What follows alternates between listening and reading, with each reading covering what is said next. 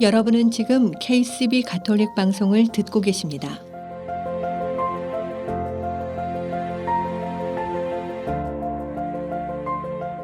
아름다운 세상, 아름다운 사랑. KCB 가톨릭 방송은 하느님의 말씀을 널리 전하기 위해 항상 노력합니다.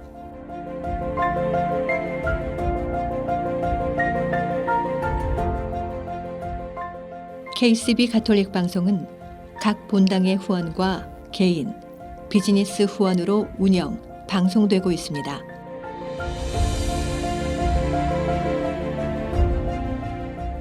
KCB 가톨릭 방송의 가족이 되어 주님의 말씀을 전하는 선교사도가 되어주세요. 후원 방법은 체크, 자동이체, 현금, 페이팔을 통해 언제든지 가능합니다.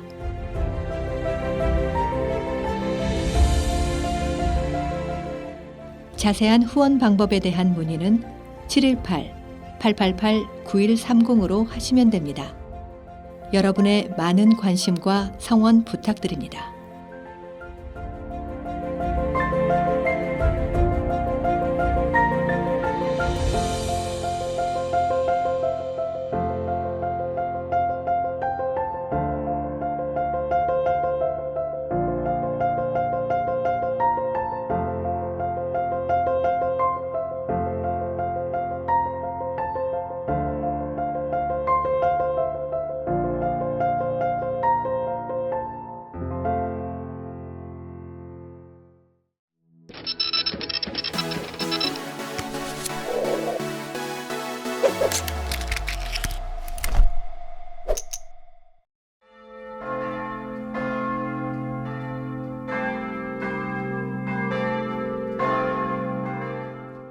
아름다운 세상, 아름다운 사랑. KCB 가톨릭 방송입니다.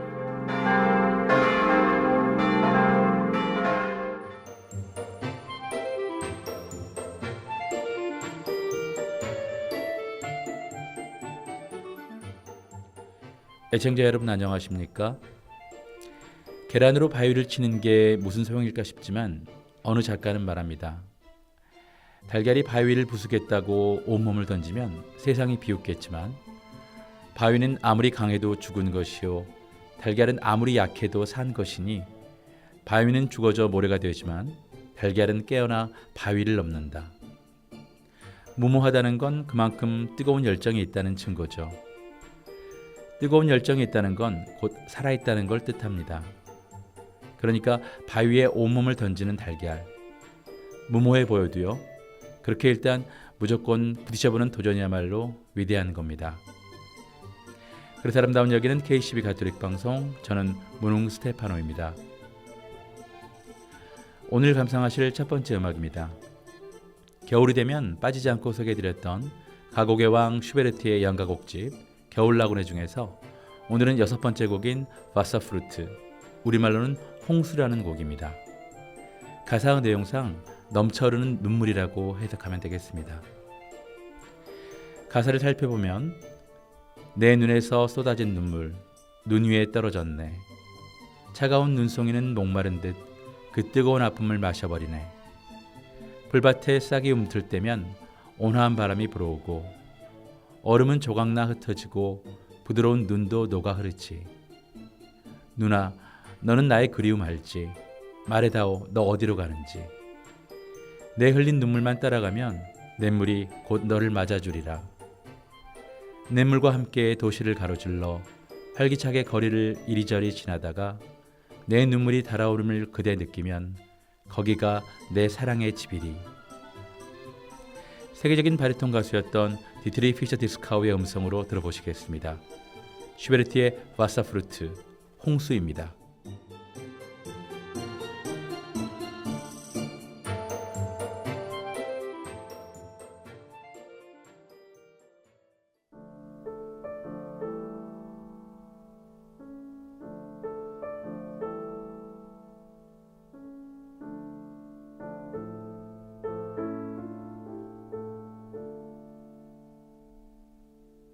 난 manche Träne aus meinen Augen ist gefallen in den Schnee. Seine kalten Flocken saugen durstig ein das heiße Weh, durstig ein das heiße Weh.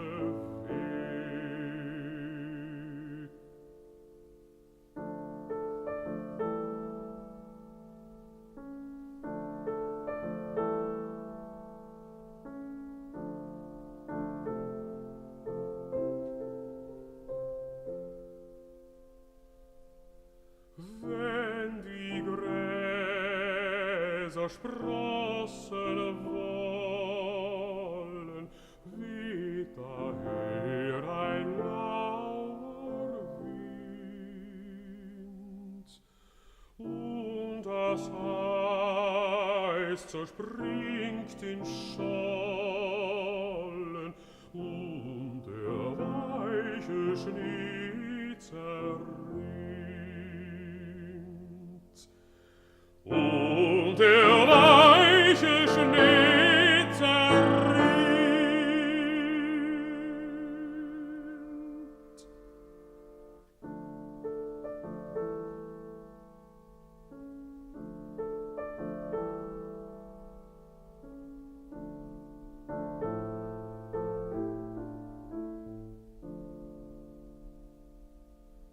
Schnee, du weißt von meinem Sehnen,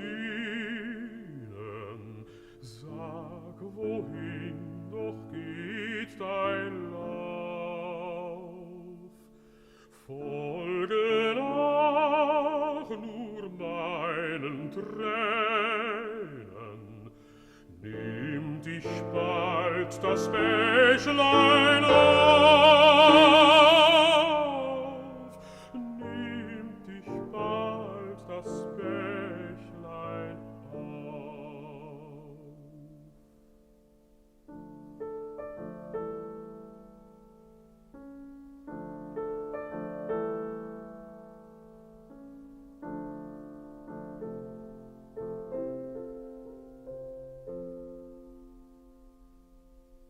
Wirst mit ihm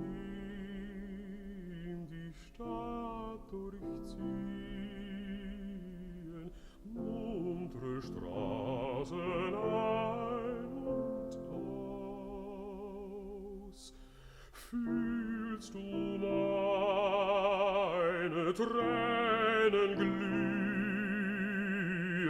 da ist meiner Liebsten Haus. Da ist meine Liebsten Haus.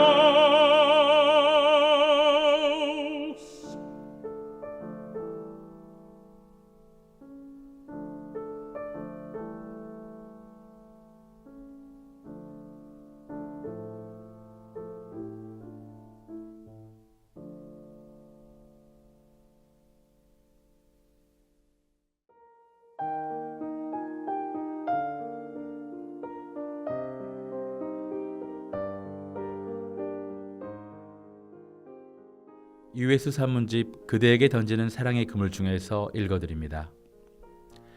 근심은 알고 나면 허수아비다. 곡식이 익어가는 들판으로 가서 허기를 채우려면 필연적으로 마주칠 수밖에 없는 복병들이다. 하지만 어떤 참새라도 그 복병들을 근심할 필요는 없다. 허수아비는 무기력의 표본이다. 망원 렌즈가 장착된 최신식 장촉을 소지하고 있어도 방아쇠를 당길 능력이 없다. 자기 딴에는 대단히 위협적인 모습으로 눈을 부릅뜬 채 들판을 사수하고 있지만 유사 이래로 허수아비에게 붙잡혀 불구가 되거나 목숨을 잃어버린 참새는 한 마리도 없다. 다만 소심한 참새만이 제풀에 겁을 집어먹고 스스로의 심장을 위축시켜 우환을 초래할 뿐이다. 나는 10살에도 근심이 있었다. 나는 20살에도 근심이 있었다. 나는 30살에도 근심이 있었다. 나는 40살에도 근심이 있었다. 그런데 그때의 근심들은 모두 어디로 사라져 버렸을까? 지금은 흔적조차도 찾을 길이 없다. 근심에 집착할수록 포박은 강력해지고 근심에 무심할수록 포박은 허술해진다. 하지만 어떤 포박이라고 하더라도 시간이 지나면 100% 소멸해버린다. 이 세상 시계들이 모조리 작동을 멈춘다 하더라도 시간은 흐른다. 지금 아무리 크나큰 순심이 나를 포박하고 있어도 언젠가는 반드시 소멸하고 만다는 사실은 자명하다. 그런데 내가 왜 시간이 흐르면 100% 소멸해버리는 무기력의 법원, 허수아비에 대해 근심하겠는가?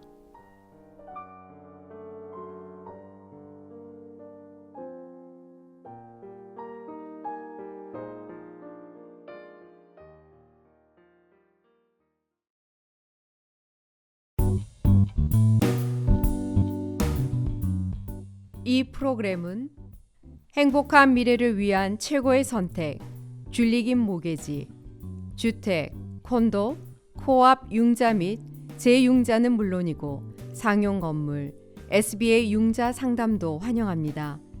모계지는 이제 신뢰와 믿음의 줄리김에게 맡기세요. 전화 718-224-8484. 동부 최대 한복 맞춤 및 대여 전문점 한복스토리. 한복스토리는 항상 가장 아름다운 한복을 선보이기 위해 노력합니다. 한복스토리는 플러싱 192가 스테이션 로드, 어벤데일역 앞에 위치해 있습니다.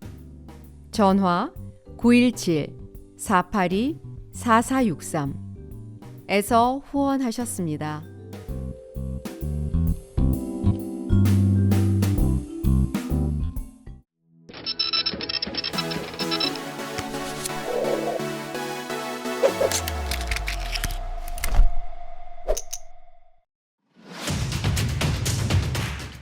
K12 내가 사랑한 교부들 시즌2 시간입니다. 이 시간 장계명 파트리시오 신부와 함께합니다.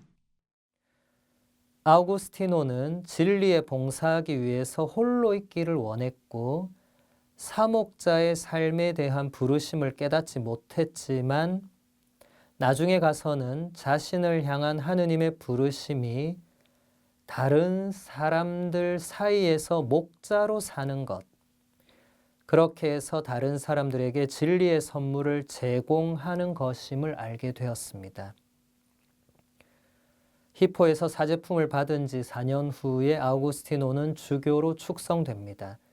성경과 그리스도교 전통에 관한 문헌들에 대한 연구에 전념하면서 아우구스티노는 지치지 않는 사목적 열성으로 모범적인 주교의 삶을 살아갑니다.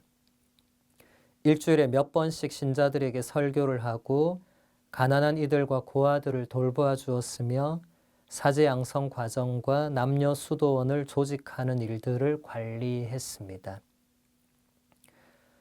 아우구스티노 성인이 자신의 성소를 식별하는 이 과정은 지금의 우리에게도 똑같이 적용되고 대단히 중요합니다.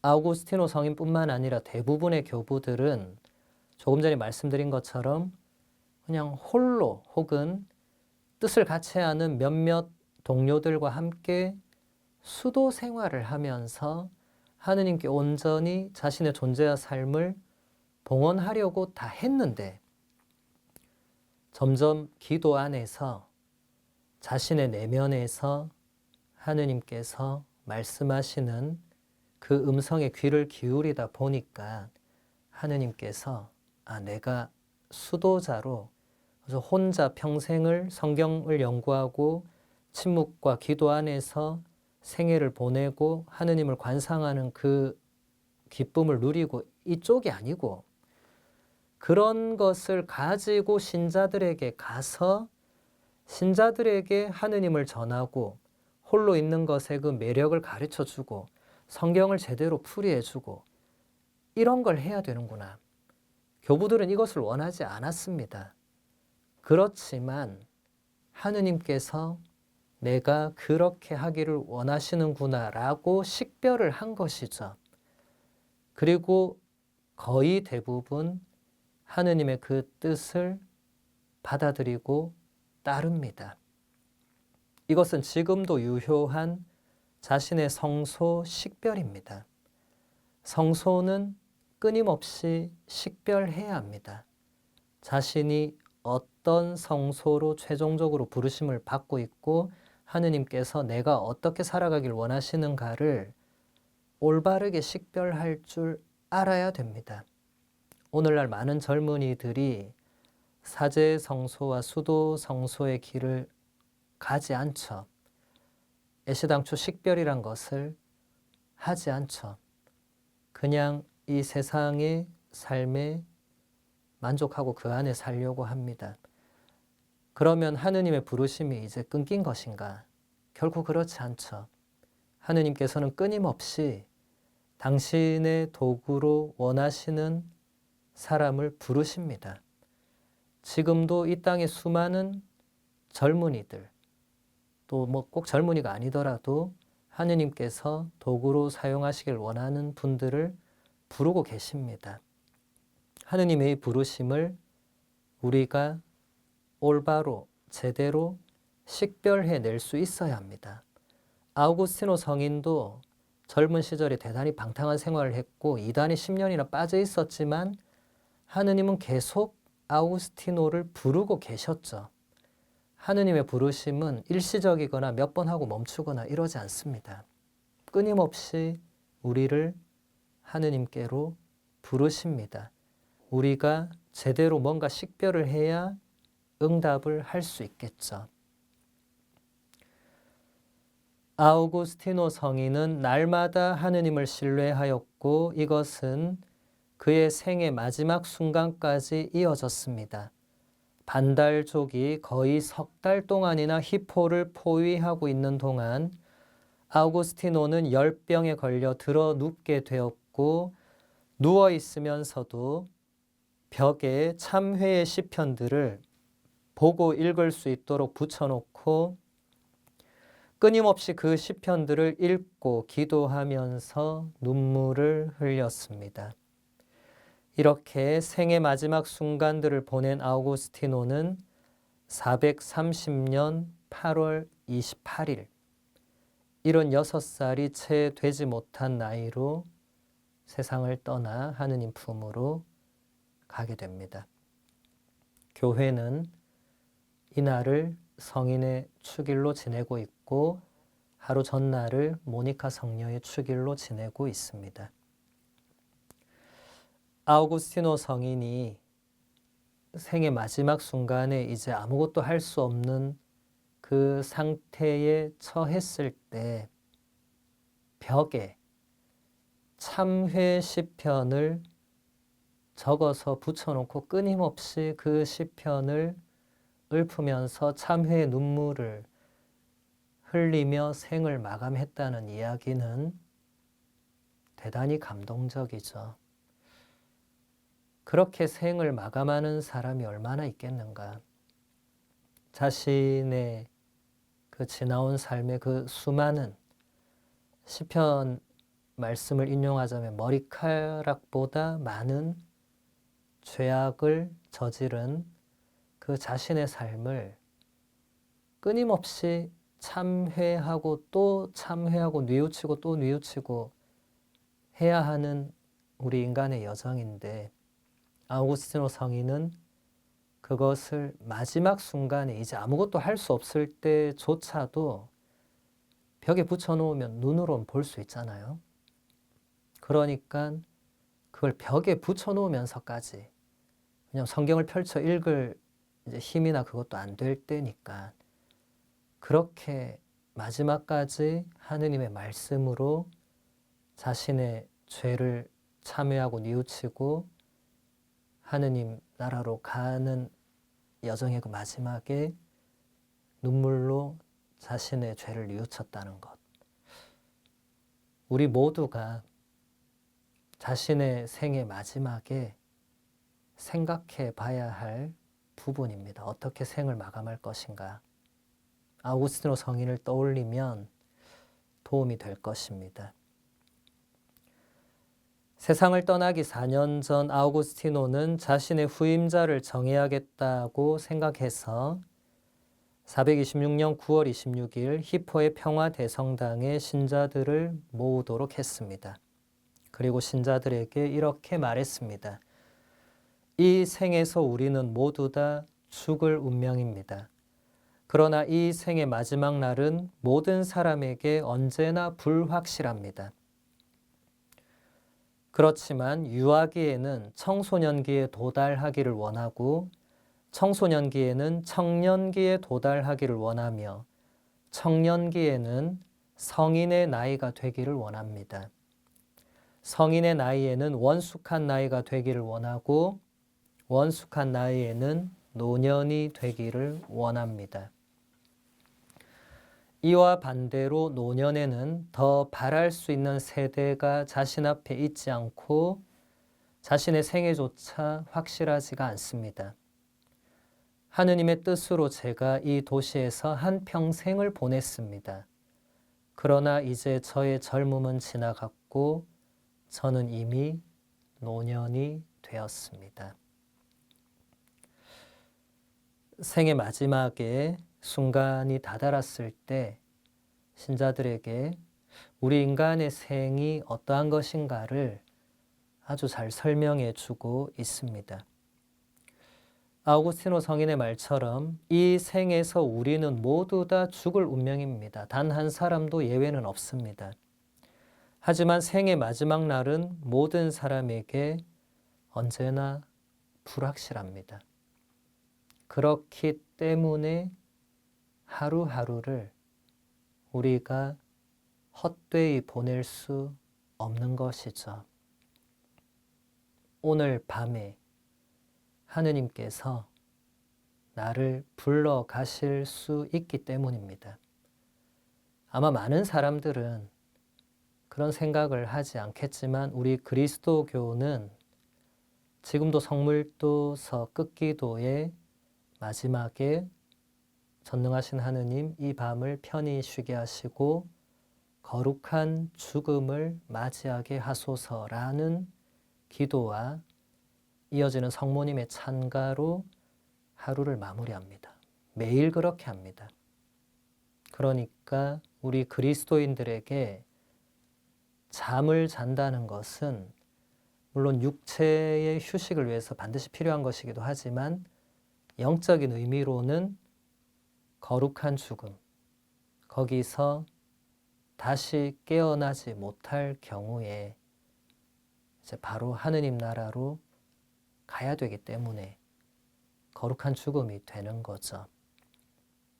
그래서 우리는 언제 어떻게 죽음을 맞이할지 아무도 모르기 때문에 오는 데는 순서가 있었지만 가는 데는 순서가 정해져 있지 않기 때문에 매일매일을 또 매 순간순간을 하느님의 뜻대로 살기 위해 애써야 합니다.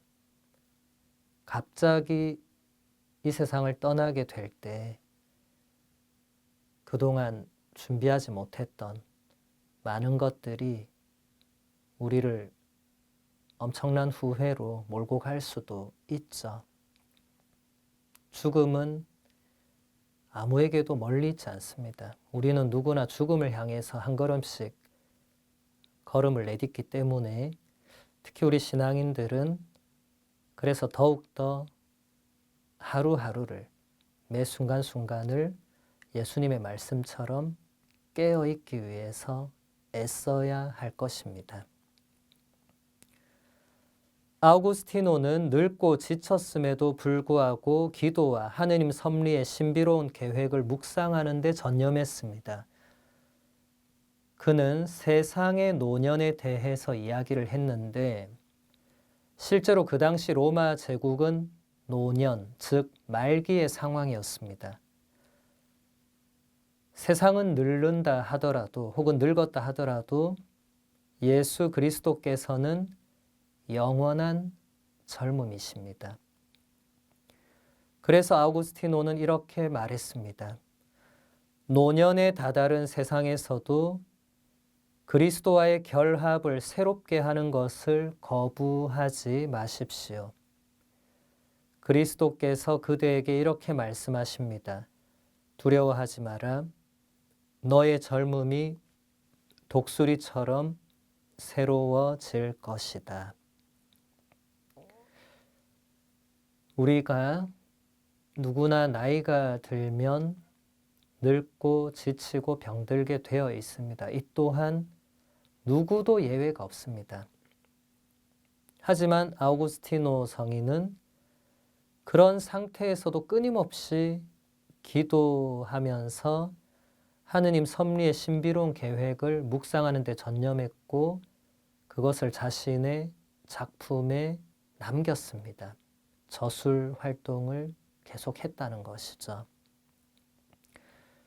우리는 늙어가고 세상도 늙어갈지라도 예수 그리스도는 늙을 수가 없죠. 그분은 영원한 새로움이시죠. 그래서 우리가 아무리 힘들고 지쳐있고 병들었다 하더라도 예수 그리스도를 다시 만날 때 얼마든지 새로워질 수가 있습니다. 이것이 우리 그리스도교 신앙의 확신입니다. 아우구스티노의 작품을 읽다 보면 1600년 전에 죽었던 한 사람에 대한 흔적을 느끼기보다는 오늘을 살아가는 한 사람이 곁에 있는 것처럼 느껴집니다. 우리와 동시대를 살아가는 한 친구가 자신의 살아있고 생생한 신앙을 우리에게 말하고 있는 것처럼 느껴집니다. 이 신앙은 어제 설교된 것이라 하더라도 어제의 것이 아니고 언제나 지금의 것임을 우리는 알 수 있습니다. 왜냐하면 예수 그리스도께서는 어제도 오늘도 그리고 영원히 계시기 때문입니다. 그분은 길이요 진리요 생명이십니다. 이렇게 아우구스티노는 우리로 하여금 언제나 살아계시는 예수 그리스도를 신뢰하면서 생명의 길을 발견하도록 우리를 격려합니다. 우리가 아우구스티노 성인뿐만 아니라 교부들의 작품을 읽다 보면 옛날 사람이 옛날 이야기를 하고 있다 이런 느낌이 아니라 지금 이 시대에 어떻게 이렇게 꼭 필요한 내용을 어떻게 그 옛날에 이렇게 말하고 기록했을까 하는 그런 느낌을 받게 됩니다. 저만 그렇게 느끼는 것은 분명 아닐 것입니다. 교부들뿐만 아니라 그 이후에 우리 교회 안에 수많은 성인 성녀들도 비록 시대는 달랐지만 그분들의 삶과 우리에게 남겨주신 가르침과 말씀들, 작품들은 지금도 여전히 생생하고 유효합니다. 그래서 우리는 끊임없이 교부들과 성인 성녀들에게 새로 뭔가를 배울 수 있는데 그 가장 근본적인 이유는 바로 예수 그리스도께서 어제도 오늘도 그리고 영원히 계시는 그리고 영원히 새로운 분이시기 때문입니다. 회개라는 주제는 아우구스티노 개인의 삶에서 근본적인 것일 뿐만 아니라 우리에게도 그러합니다. 아우구스티노의 여정을 뒤따라가다 보면 회개가 무엇인지에 대해서 묵상해 볼 수 있습니다. 그것은 어떤 결정적이고 최종적인 것이며 우리의 온 생애에 걸쳐서 실현되어야 하고 발전되어야 하는 근본적인 결정입니다. 이것이 회개의 참된 의미이고 참된 성격입니다. 물론 회개를 여러 번 할 수 있습니다. 우리가 죄를 다시 반복해서 짓기 때문에 다시 뉘우치고 할 수 있는데 그런 금방금방의 이런 뉘우침이 회개의 본질은 아니고 본질적으로 회개는 이게 어떤 결정적인 뭔가가 되어서 그 이전의 나와 그 이후의 나는 완전히 달라지는 아우구스티노 성인의 그 회개의 결정적 전환점들을 보면 그 이전의 아우구스티노와 그 이후의 아우구스티노는 완전히 다르거든요. 정말 똑같은 사람이라고 믿기 어려울 정도로 다른 인생을 살아갑니다. 그것이 회개라는 것입니다. 그리고 이 회개는 온 생애에 걸쳐서 실현되어야 하고 또 발전되는 거다. 아우구스티노 성인의 삶을 보면 그 회개한 이후의 삶이 그냥 완전히 다른 인생 이게 아니고 점점 더 하느님 보시기에 좋은 방향, 하느님의 뜻에 맞는 방향으로 끊임없이 발전해 나가는 그런 모습을 볼 수 있습니다. 다른 성인 성녀들도 마찬가지고 그래서 우리도 그렇게 되어야 한다는 것이죠. 예수님께서 쟁기에 손을 얹고 뒤를 돌아보는 자는 하느님 나라에 합당하지 않다고 말씀하신 것처럼 회개했다고 하면서 혹은 실제로 회개를 했는데 은근슬쩍 다시 예전의 나로 또는 예전에 내가 즐겼던 그런 악습들을 되찾는 방향으로 구약의 이스라엘 백성들이 정말 홍해 바다를 기적적으로 건너서 탈출해서 광야로 갔는데 끊임없이 다시 이집트 노예 생활을 그리워했던 것처럼 그렇게 된다면 그것은 참된 회개가 될 수 없다는 것입니다. 아우구스티노의 생애에서 결정적인 주제는 신앙과 이성입니다. 어린 시절부터 아우구스티노는 어머니 모니카로부터 가톨릭 신앙을 배웠습니다. 그러나 청소년 시절부터 그는 이 신앙을 내버렸는데 그 안에서 이성적인 것을 더 이상 발견하지 못했고 아우구스티노에게는 이성적인 표현인 진리가 아닌 종교를 원하지 않았기 때문입니다. 진리에 대한 아우구스티노의 갈망은 대단히 깊었고 그 갈망이 그로 하여금 가톨릭 신앙으로부터 멀어지게 만든 것입니다.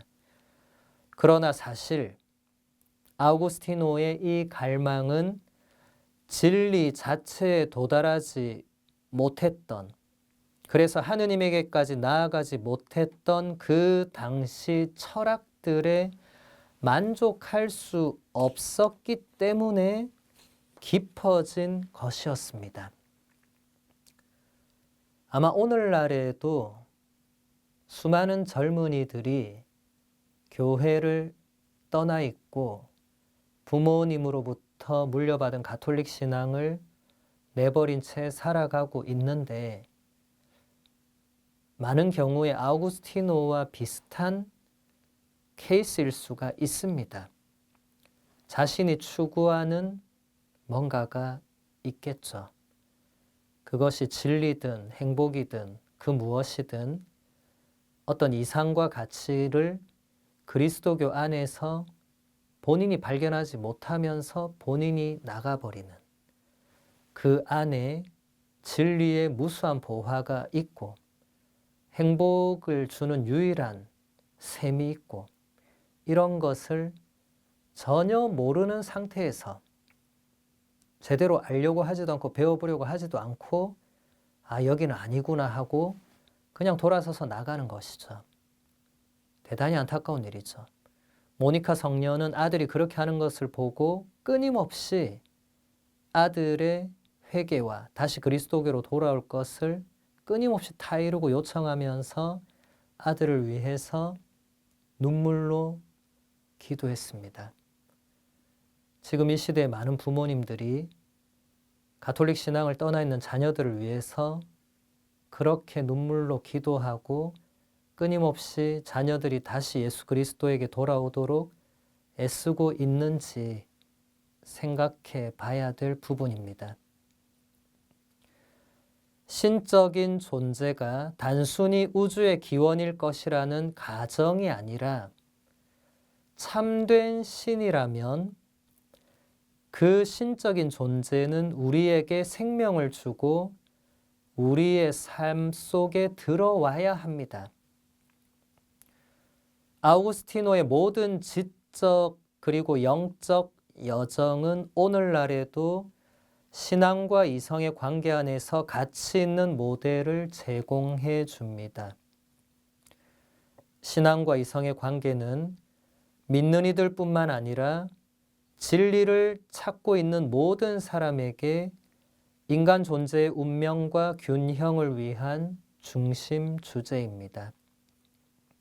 신앙과 이성이라는 두 가지 차원은 분리해서는 안 되고 대립되어서도 안 되며 오히려 언제나 함께 가야 하는 것입니다.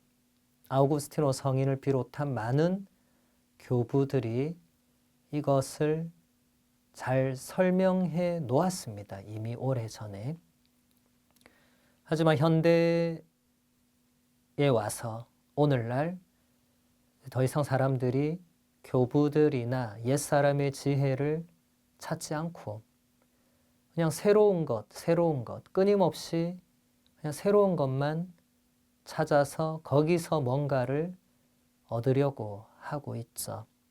그러다 보니까 신앙과 이성은 이미 이 시대에는 완전히 분리되어 있거나 대립되고 있거나 함께 가지 못하는, 여전히 많은 사람들은 심지어 신앙인들조차도 신앙의 영역이 따로 있고 이성의 영역이 따로 있고 과학의 영역이 따로 있고 그렇게 생각하고 있습니다. 다시 말해서 하느님을 믿고 있는 그 삶의 영역은 따로 있고 그리고 세상에서 일어나는 일들은 또 그 따로 뭔가 있고, 그러면 하느님은 믿는 사람들이 기도하는 그 어떤 특정 장소와 공간과 그 안에만 한정적으로 계실 수밖에 없는 그런 신적인 존재가 되는데, 사람들은 그런 것을 전혀 아랑곳하지 않고 신앙을 어떤 한 여러 영역 중에 하나로 축소시켜 버리는, 이것은 대단히 위험한 것입니다. 세상 사람들이 그렇게 생각하더라도 신자들은 그렇게 해서는 안 되죠.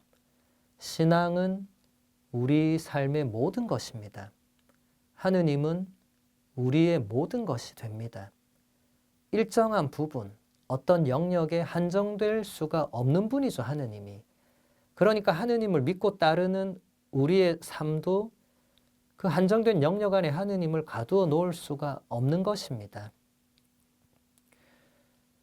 아우구스티노가 회심 이후에 말했던 것처럼 신앙과 이성은 우리를 인식으로 이끌어주는 두 힘입니다.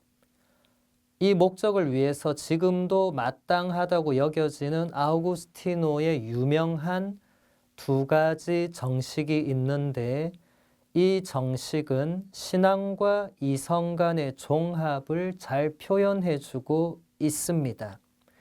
그것은 바로 라틴어로 crede ut intelligas, 곧 이해하기 위해서 믿어라. 지금까지 내가 사랑한 교부들이었습니다. 다음 주 시간 이어서 계속됩니다.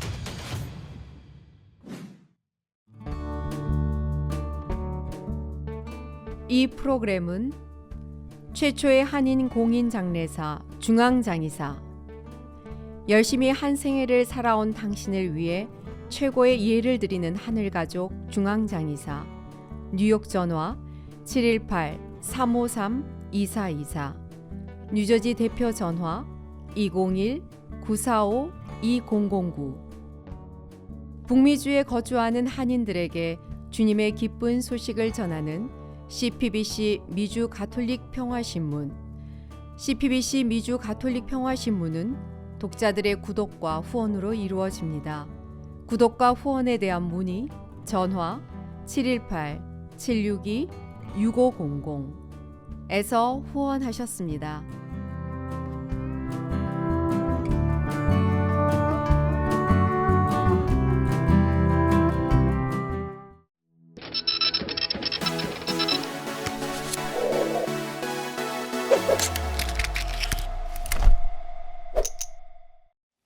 주님께서 여러분과 함께 또한 사제의 영과 함께 루카가 전한 거룩한 복음입니다. 주님 영광 받으소서.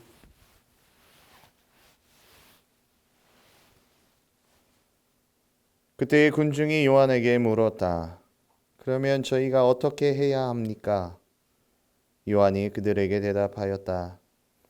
옷을 2벌 가진 사람은 못 가진 이에게 나누어 주어라. 먹을 것을 가진 사람도 그렇게 하여라. 세리들도 세례를 받으러 와서 그에게 스승님, 저희는 어떻게 해야 합니까? 하자 요한은 그들에게 정해진 것보다 더 요구하지 마라 하고 일렀다. 군사들도 그에게 저희는 또 어떻게 해야 합니까? 하고 묻자 요한은 그들에게 아무도 강탈하거나 갈취하지 말고 너희 봉급으로 만족하여라 하고 일렀다. 백성은 기대에 차 있었으므로 모두 마음속으로 요한이 메시아가 아닐까 하고 생각하였다. 그래서 요한은 모든 사람에게 말하였다. 나는 너희에게 물로 세례를 준다. 그러나 나보다 더 큰 능력을 지니신 분이 오신다. 나는 그분의 신발끈을 풀어드릴 자격조차 없다. 그분께서는 너희에게 성령과 불로 세례를 주실 것이다. 또 손에 키를 드시고 당신의 타작마당을 깨끗이 치우시어 알곡은 당신의 곳간에 모아들이시고 쭉정이는 꺼지지 않는 불에 태워버리실 것이다. 요한은 그 밖에도 여러 가지로 권고하면서 백성에게 기쁜 소식을 전하였다. 주님의 말씀입니다. 그리스도님 찬미합니다.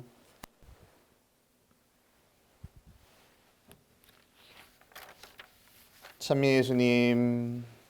찬미 예수님.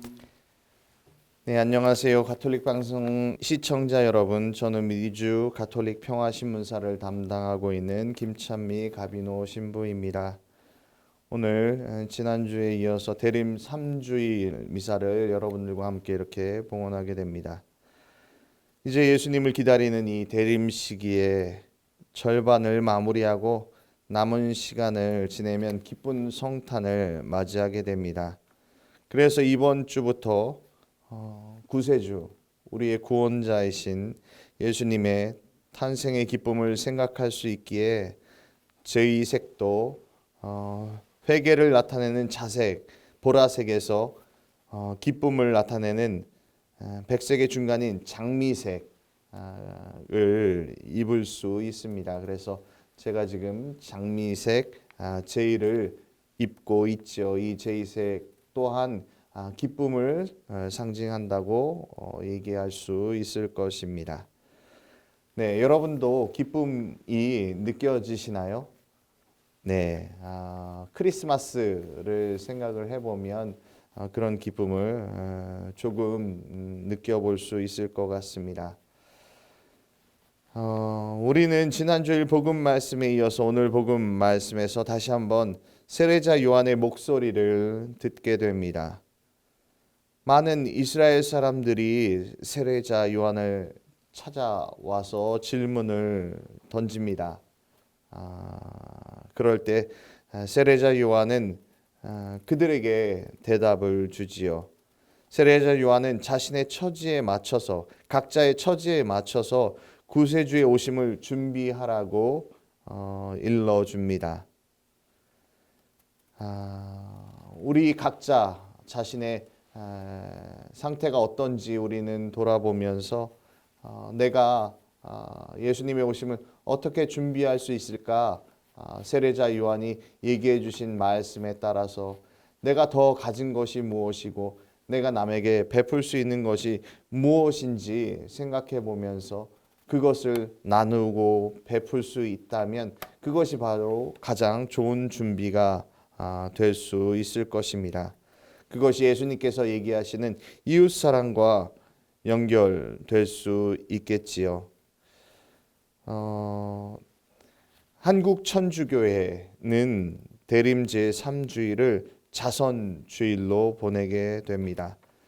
자선이란 궁핍한 사람에게 그리스도교적인 사랑에 입각해서 베푸는 물질적, 경제적인 도움을 말합니다. 우리는 그러한 도움을 예수님의 사랑의 정신에 따라서 나눌 수 있어야 하겠습니다. 우리가 이웃 형제들에게 자선을 베풀어야 하는 이유는 우리의 주님이신 예수님께서 우리에게 그렇게 명령하셨기 때문이지요. 너희가 내 형제들인 이 가장 작은 이들 가운데 한 사람에게 해준 것이 바로 나에게 해준 것이다 라고 예수님께서 우리에게 분명히 말씀하셨습니다. 예수님께서는 분명 가난하고 힘없는 이들을 당신과 동일하게 생각하셨습니다. 그래서 우리도 예수님의 오심을 생각하면서 그 예수님의 가르침을 따를 수 있어야겠습니다.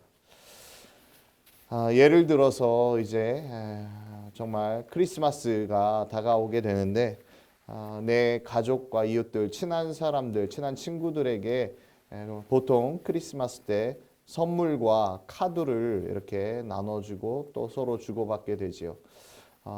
이제 카드만 써도 좋은 선물이 될 수 있는데 사실 실제적인 선물도 주게 되면 더 기쁘게 되겠지요. 여러분들은 어떤 선물을 준비하셨나요? 선물을 이렇게 서로 준비하고 주고 받는 것을 생각을 해보면 이렇게 한번 생각해 볼 수 있을 것 같습니다. 저는 제가 선물을 주기보다는 아무래도 신부이기 때문에 선물을 많이 받는 쪽이라고 얘기할 수 있을 것 같습니다. 사실 제가 더 선물을 많이 신자분들에게 드려야 되는데 어떻게 하다 보니까 신자분들이 오히려 저에게 더 선물을 많이 주시는 경우가 많지요. 그럴 때 뭐 축일이나 아니면 이렇게 크리스마스나 부활의 시기 때 이렇게 선물을 주시는데 선물을 주실 때 보면은 이렇게 저도 마찬가지이겠지만 자신의 기준에 맞춰서 그 사람이 필요한 것을 이렇게 주게 되는 것 같습니다. 그런데 사실 그렇게 받은 선물은 뭐 그 사람이 이제 깊게 생각을 했다면 정말 필요한 선물을 받을 수 있는데 그렇지 않고 조금 이렇게 너무 그 사람의 주는 사람의 기준에 맞춰서 선물을 준비했다면 때로는 이렇게 잘 사용하지 못하고 또 필요 없는 선물도 이렇게 받게 되는 것 같습니다. 그럴 때에는 이렇게 선물을 받았는데 이렇게 책장이나 이런 데 놓아두고 있다가 이렇게 결국에는 사용하지 못하고 그냥 놔두게 되는 경우도 발생하게 되는 것 같습니다. 그래서 저는 선물을 이렇게 받게 되면 될 수 있으면 제가 원하는 선물이 무엇인지 이렇게 얘기해 드릴 때도 있게 되는 것 같습니다. 그리고 제가 선물을 드리려 할 때도 무엇이 필요한지 이렇게 물어보게 되는 것 같습니다. 생각해 보면 정말 필요한 것을 그 사람에게 선물해 주는 게 가장 좋은 일이 되겠지요. 그러면 우리는 이렇게 예수님으로부터 어떤 선물을 받고 있는지도 한번 생각해 볼 수 있겠습니다. 예수님 우리에게 오시지요. 오시는 이유는 예수님께서 우리에게 전 존재를 주시기 위해서입니다. 예수님께서 당신의 존재를 우리에게 선물로 주시기 위해서입니다. 그런데 그 선물을 우리가 정작 필요로 하는가? 우리에게 필요로 한 것인가? 내가 그것을 나에게 가장 필요한 선물로 받아들이고 있는가? 또 생각해 볼 수 있어야겠습니다. 때로는 우리가 그렇게 생각하지 못하는 것이 문제이며 나에게 필요한 것이 아니라고 생각한다면, 예수님의 오심이 나에게 필요한 것이 아니라고, 아니면 아무런 감흥이 없거나 또 제대로 생각이 없다면 그것을 그냥 책장 위에 놓아두고서 그냥 놔둬버리는, 나랑 상관없는, 그래서 쓸모가 없어지는 선물이 되어버릴 수 있는 것이겠지요. 이 대림 시기에 예수님이라는 선물을 우리가 어떻게 받아들이고 정말로 그것이 나에게 필요한지를 묵상해 보는 시간으로 가질 수도 있어야 하겠습니다. 예수님은 우리에게 구원을 주시기 위해서 오십니다. 당신의 몸을 우리의 생명의 양식으로 내어주시고 또 당신의 가르침을 통해서 우리가 이 세상에서 행복하게 살아가며 그 삶은 마침내 하느님 나라까지 이어지는 영원한 생명의 삶임을 가르쳐 주시기 위해서 오는 것이고, 우리가 그것을 잘 묵상해 보면서 깨달을 때 예수님을 더 기쁘게 받아 모실 수 있고, 또 그분의 가르침인 사랑을 잘 사용해서 실천할 수 있게 되는 것이겠지요. 오늘 이렇게 한국에서는 자선주일로 보낸다고 말씀드렸는데, 자선도 마찬가지일 것입니다. 하느님께서 나에게 허락하신 것들, 이 세상에서 허락하신 것들이 분명히 있겠지요. 내가 가진 재물도 있을 것이고, 내가 가진 재능도 있을 것이고, 내가 가진 시간도 있을 것입니다. 내가 분명 다른 이보다 조금은 더 가진 것이 있다면 그것으로 내 가족들과 이웃들, 내가 만나는 이들에게 나누어 줄 때 우리는 그것을 통해서 더 큰 기쁨을 만들어 나갈 수 있으며, 그 기쁨은 바로 예수님께서 말씀하신 사랑이며, 그 사랑 안에 우리는 평화와 행복을 누릴 수 있게 될 것입니다. 오늘 대림 제3주일 예수님의 오심이 이제 거의 이제 반이 넘어가고 더 가까워지는 시간입니다. 그 시간들을 내가 예수님을 어떤 존재이신지, 나에게 어떤 선물로 오시는 분인지, 그분께서 주시는 선물이 무엇인지를 잘 묵상해 보면서 그것을 잘 받아들일 수 있도록 준비하면서도, 또 그분께서 가르쳐 주신 사랑을 내가 가진 재물, 재능, 시간들을 통해서 이렇게 나누어 줄 수 있는, 그래서 그분의 가르침대로 사랑을 통해서 더 큰 기쁨을 일궈 나갈 수 있는 우리 신자들이 되실 수 있었으면 좋겠고, 그렇게 준비하는 이 대림 시기로 만들어 나갈 수 있었으면 좋겠습니다.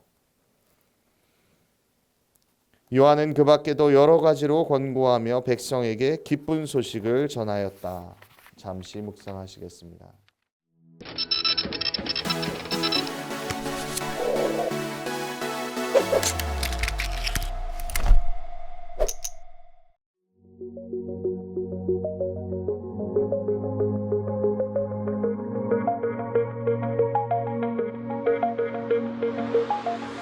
여러분은 지금 KCB 가톨릭 방송을 듣고 계십니다.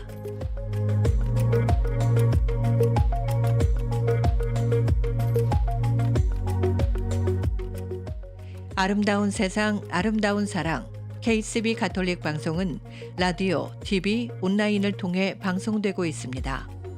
라디오 방송은 FM 87.7과 98.3, 101.5, 그리고 HD3 94.7을 통해 매주 토요일 오후 5시에 방송되고 있으며, TV 방송은 매주 일요일 오전 8시 스펙트럼 1493번과 옵티멈 1153번을 통해 방송되고 있습니다. KCB 가톨릭 방송의 모든 프로그램은 홈페이지 www.kcbny.org와 KCB 가톨릭 방송 유튜브 채널 KCB 포유를 통해 정기적으로 업데이트되며, 지금 듣고 계신 라디오는 보이는 라디오로도 시청하실 수 있습니다.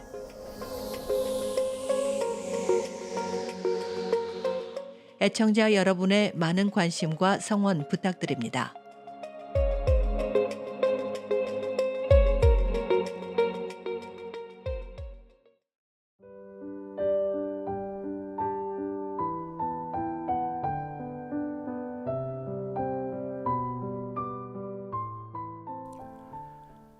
아름다운 세상, 아름다운 사랑, 가톨릭 방송입니다.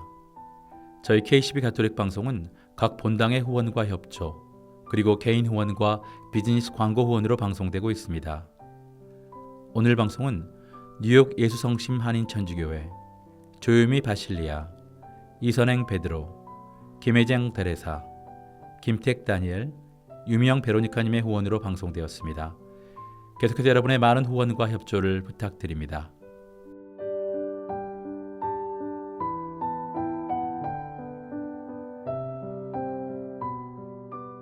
인터넷을 하다가 갑자기 창이 꺼질 때, 아니면 문서 작업을 하는데 갑자기 에러가 났을 때 지금까지 작업한 게 다 날아가면 어떡하나 걱정하게 되잖아요.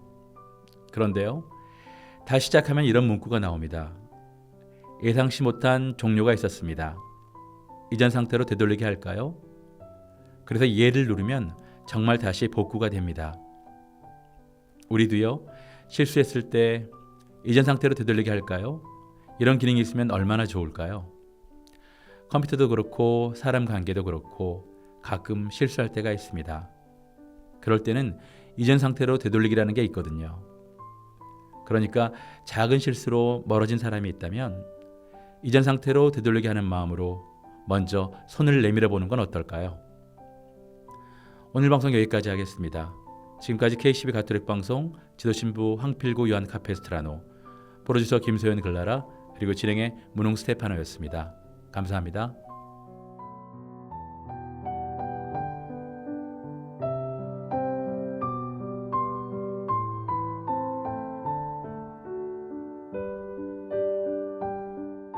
갓등 중창단이 부릅니다. 우리 사랑 안에 하느님 사랑이.